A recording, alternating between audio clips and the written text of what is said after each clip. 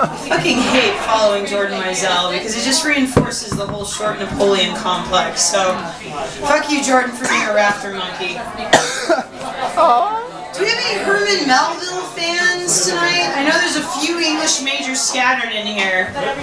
Anybody like Herman Melville or think he's a bastard? Hey, there's one. All right, good deal. Yeah. So this poem's called Daily Wailing. When I find myself growing grim about the mouth and it requires a strong moral principle to prevent me from deliberately stepping into the street and methodically knocking people's hats off, then I account it high time to take to the sea. Though I am not a sailor and being landlocked, the sea I take to more resembles a sink, I can still sit with my feet immersed in Ahab's world, cigarette between my fingers and a grim set to my mouth, contemplating Ishmael's point of suppressing emotion.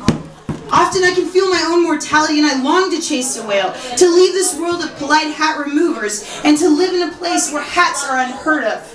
I exit this damp, drizzly November office with its everlasting smells of stale coffee and Sharpie ink, only to sit in a car whose engine whirs without success, like a ship whose sails can find no wind. They amble out of whence I've come, blinking in the surprising sunlight, lunch bags and car keys in hand.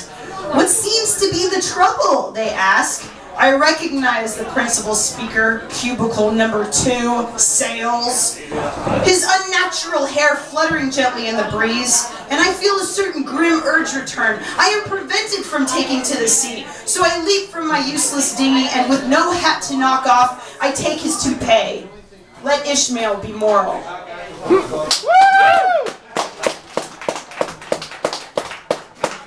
This one's called Interim Girlfriend or Cocksucker by Proxy. Best title ever! I have always been fascinated with abandoned paper, especially when it's crumpled. That means it was important enough for someone to feel some emotion towards it. You were just such a piece. You caught my eye, white and pristine but crumpled, floating in the gutter amongst discarded cigarette butts and ash.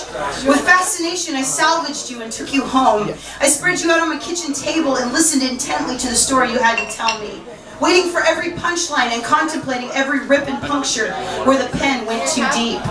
You whispered sweet things and I took you to bed. I let you air your insecurities and calmed your questioning with a gutterless mind. I've always been fascinated with abandoned paper. After seeing you smooth again, I can read the phrases that induce the rage, the underlined passages that left you lying in the refuse. I choose not to care. I take you with me to show my friends the complicated absurdity that I found in the gutter. You weakly smile at them from your pale, flat face, but your printed attention is somewhere else. You recognize a familiar hand caressing a sweating glass across the room, and you long for those fingers to again take up a pen and write on you. I watch it happen, unsurprised.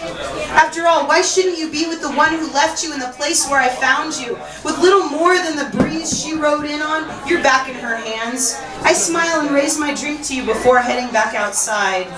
The air is cold and I stare at the sidewalk. A piece of paper floats past in the gutter. I love abandoned paper, especially when it's crumpled.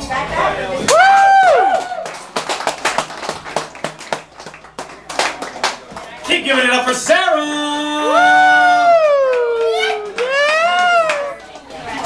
That was the lovely wife of my best friend, who is your host. So you're wondering, why am I up here right now?